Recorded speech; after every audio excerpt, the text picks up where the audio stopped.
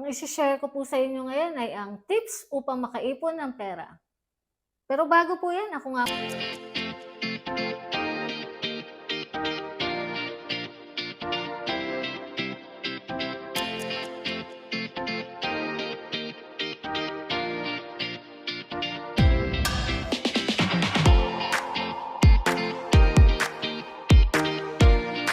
may kwento po muna ako sa inyo. 16 years ago, nung nagsimula ako mag-abroad, 20 pesos lang ang laman ng wallet ko. Walang-wala ako nung time na yon. Buti na lang, free meal naman kami sa eroplano. Kaya hindi naman ako nagutom. May sumundo rin na driver sa amin sa airport. Hinatid kami sa accommodation. Mababait yung mga Pilipinang nadatnan namin sa bahay. May prepare silang meal para sa amin. Then kinabukasan, pumunta kami sa company, office para kumuha ng cash advance. Kaya may panggastos na ako. Tinipid ko yung perang yun para magkasya sa isang buwan na expenses. At dahil sa patuloy na masinop kong paghawak ng pera, naging negosyante na ako ngayon. I-share ko na sa inyo ang tips upang makaipon ng pera. Number 1, dapat mag-set ka ng goal. Every month, kung magkano ang dapat naitabi mong pera. Pangako mangyari, pag susumikapan mong ma-achieve yan. Sunod, magtiis ka muna habang wala ka pang masyadong pera. Example, gusto mong bumili ng bagong gadget.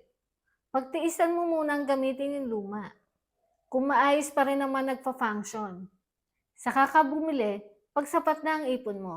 Sunod, mag-stick ka lang sa budget mo.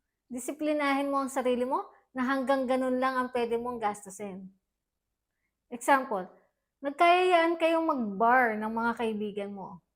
Kung 5,000 lang ang pwede mong gastusin, hanggang dun ka lang. Huminto ka na pag napansin mong sobra na.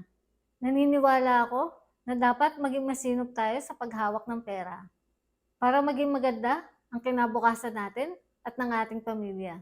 Kaya naman sinishare ko sa iyo ang lahat ng nalalaman ko. Kasi gusto ko guminhawa din ang buhay mo. Ang kalaban ko dito ay kawalan ng kontrol sa paggastos. Kaya naman araw-araw kong pinaglalabanan yan.